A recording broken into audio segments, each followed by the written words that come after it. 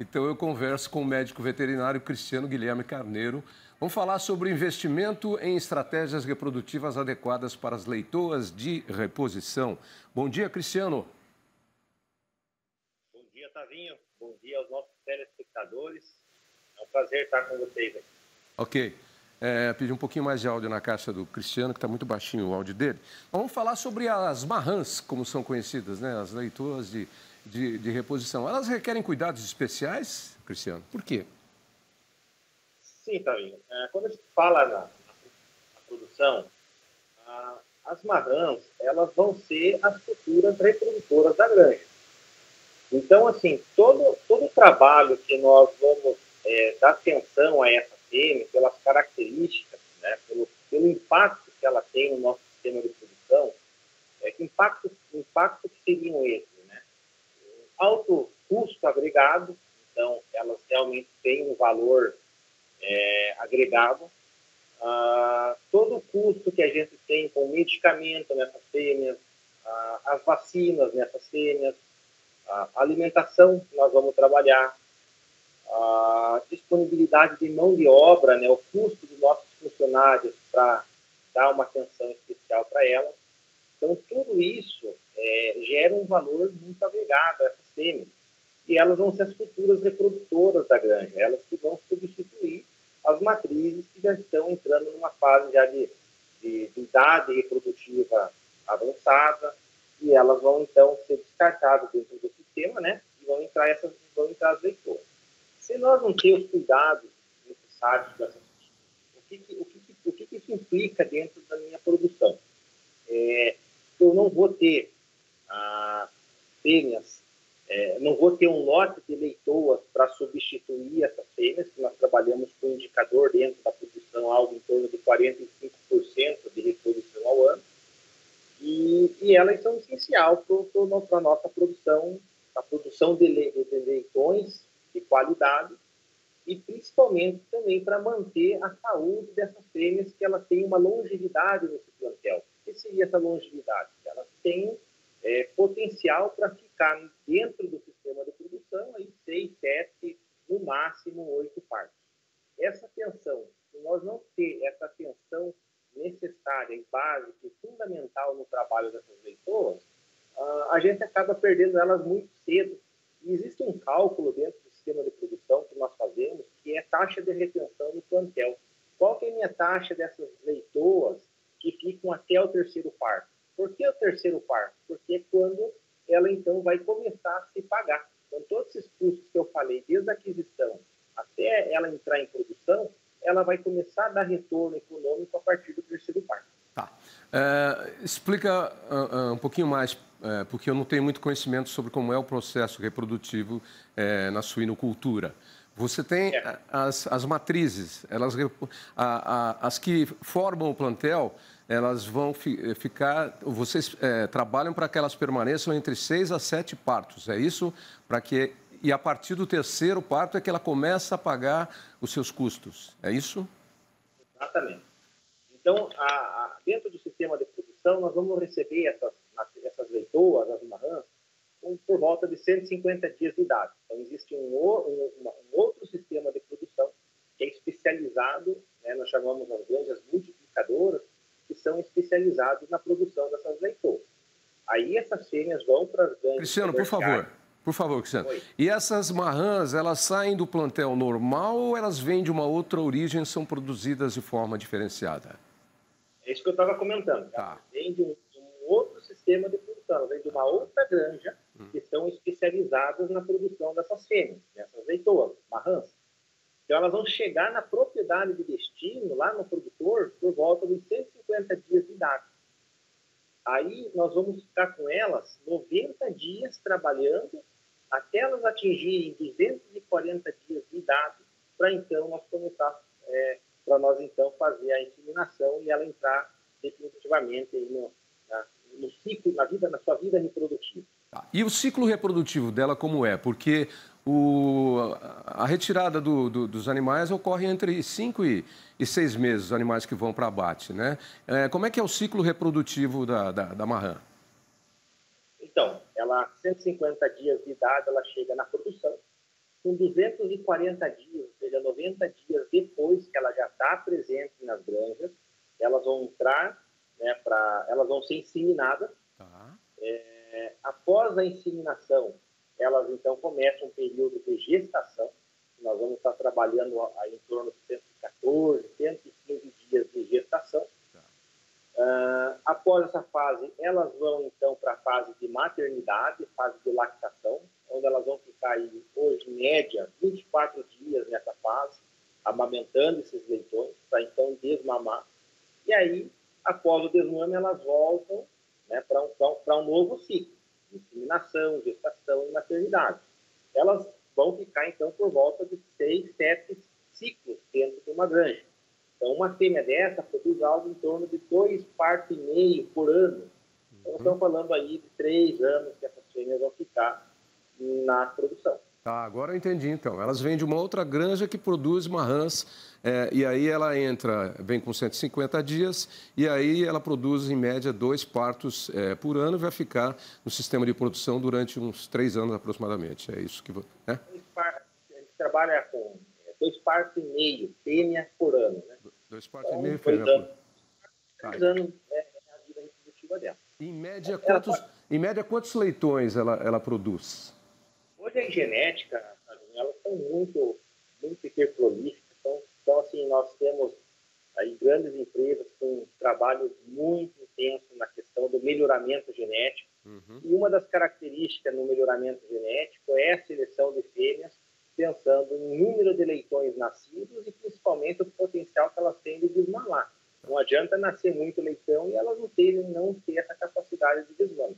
Mas isso, assim, dentro do Brasil, nós temos as empresas genéticas, todas elas estão muito boas nesse requisito. É claro que nós temos que fazer também uma nutrição ajustada para essas fêmeas. Eu me lembro que uma vez, falando sobre o assunto, alguém citou esse problema aí, inclusive.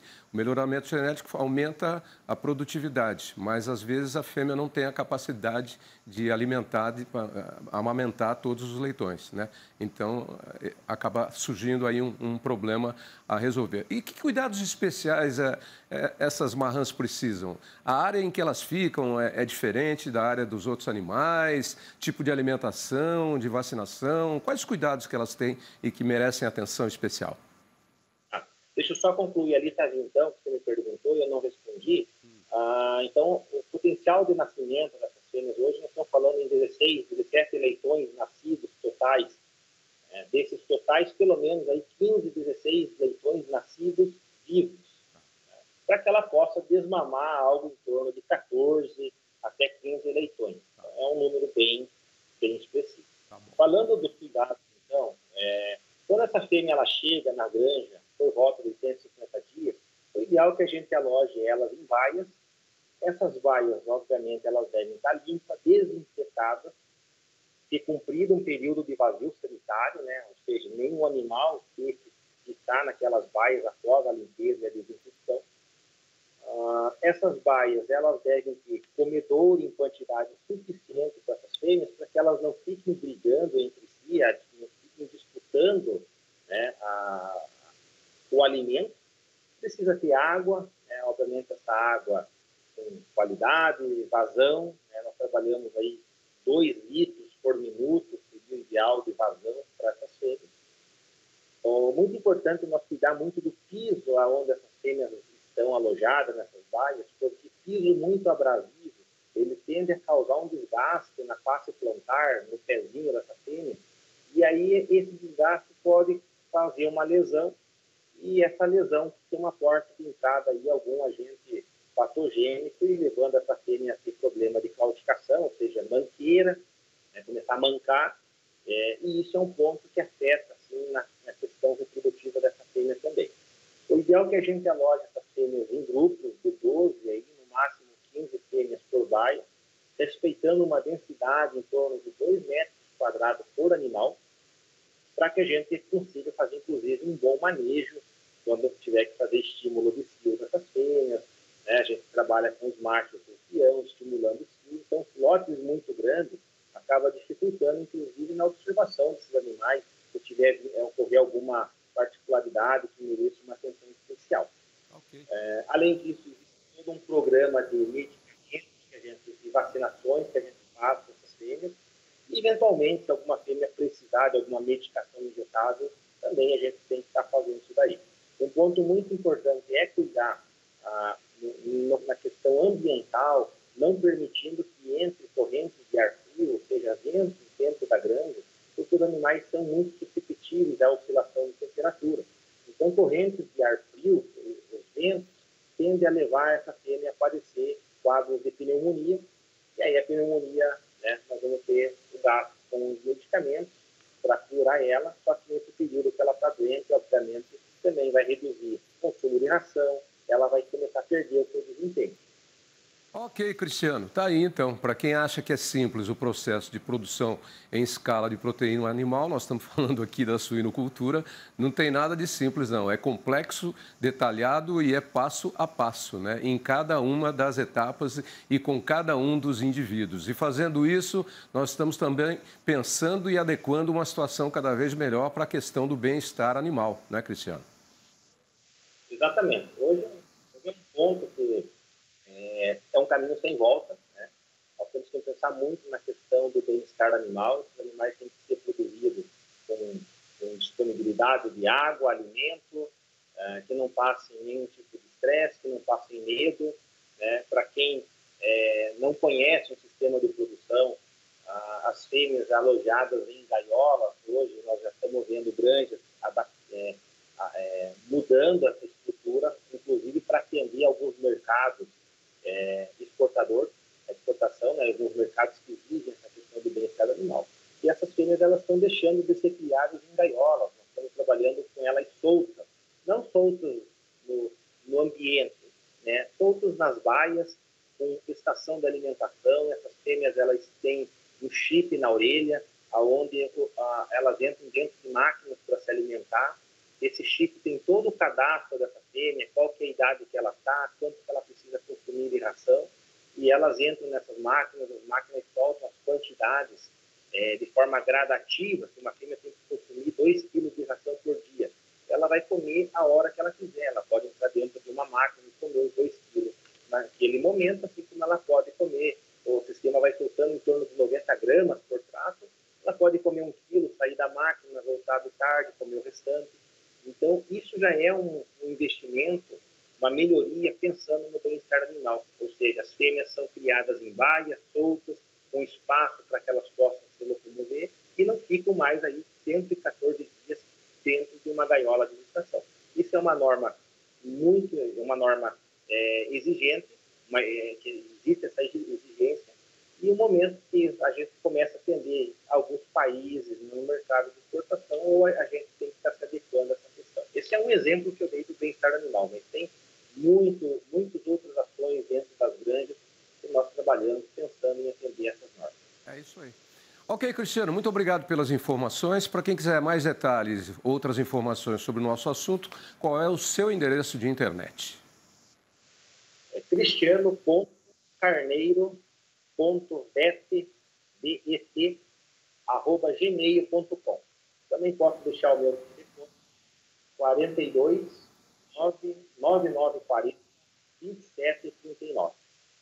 A gente sempre está à disposição e tem o maior prazer em atender aí os nossos clientes e as pessoas que têm um pouco mais de interesse em conhecer sobre a atividade, que é tão complexa como o Tasmin falou. Não é tão simples assim a gente chegar no mercado e ver uma mortadela lá. O processo é muito complexo para essa mortadela chegar lá na prateleira do mercado. A gente vai lá e compra uma costelinha de porco, fala, vou fazer no churrasco no fim de semana. Acha que então, tem uma história por trás disso aí, até a costelinha chegar no seu churrasco lá, meu amigo. Não é fácil, não. É muito trabalho, né, Cristiano? Muita gente envolvida, muita empresa envolvida, e eu posso certificar que hoje os animais são criados nas melhores condições de bem-estar animal, nas condições sanitárias. Então, assim, são produtos de qualidade. É isso aí. Nem sempre foi assim, né, Cristiano? Quem tem mais tempo de vida e conhece os processos produtivos sabe como é que o porco, como era chamado, não o suíno, era criado antigamente, nas pocilgas. Ele ficava num cercado, né, cheio de lama, as pessoas chegavam lá, jogavam uma lavagem, que era resto de comida, e ele comia aquilo lá, e a gente tinha um monte de problema de saúde com as crias, com os animais, e problemas de saúde para o homem, inclusive. Hoje é completamente diferente. E tudo isso está dentro do conceito do bem-estar animal, que é você estar produzindo um animal, proteína animal para te alimentar. Por que você vai judiar do animal? Cuida bem dele, né? Esse é um princípio básico. Além do que melhora também toda a qualidade do produto, que o porco antigamente era banha, porque precisava de banha para conservar, porque não tinha geladeira. Então, quanto mais banha tivesse o porco, melhor. Hoje não, hoje ele tem só a camada que precisa de gordura e é uma carne extremamente saudável. Acho que talvez a carne mais saudável de todo o planeta é a carne suína, né? A carne suína, ela é a carne mais saudável. Diferente de carnes vermelhas, ela não tem aquela gordura que se chama marmoreio, gordura intramuscular. É uma carne com baixo teor de sódio, indicado para pessoas que têm hipertensão. Então, assim, é uma carne muito de qualidade, muito saborosa, né? Claro que nós precisamos saber fazer ela. Então, ainda existe muito conceito, isso que você falou, Tavinho, a forma como o porco era criado, ainda tem muita gente que pensa que é nesse modelo, mas não é. Não. Né? Não. Assim, As grandes granjas e as grandes produções hoje trabalham sobre métodos rigorosíssimos, porque é um produto colocado, inclusive, mundialmente. Nós somos grandes exportadores também de carne suína, além do nosso consumo interno. E é uma carne saborosíssima, diga-se de passagem. Nós temos todo um contexto usado, esse animal no frigorífico, todo isso de inspeção municipal, federal. Então, doenças, como muitas pessoas, já tem a própria classe médica. Tem médicos que ainda não conhecem esse sistema de produção e acreditam que a doença lá da cisticercose é o suíno que é o causador, sendo que o suíno ele não tem culpa nenhuma no processo, né? No ciclo da doença. Então, isso já podemos dizer assim que é um assunto que morreu. Não existe mais isso. A Inspeção Federal dos Frigoríficos analisa todas as carcaças. Então, assim, é impossível nós estar falando hoje, em pleno 2024, em cisticercose e culpar o coitado do suíno. Não tem nada a ver. E isso vale para todos os processos de produção de proteína animal. Vale para peixe, vale para aves, vale para carne bovina, vale para carne suína. Enfim, o Brasil é um modelo, um exemplo de produção de alimentos para o mundo e uma das melhores agroindústrias do mundo hoje, liderando inclusive a exportação de produtos alimentícios que advém de bases do agronegócio. Cristiano, muito obrigado pelas informações, por nos atender. Uma ótima quinta-feira para você e até breve. Para vocês também. Um abraço. Abraço.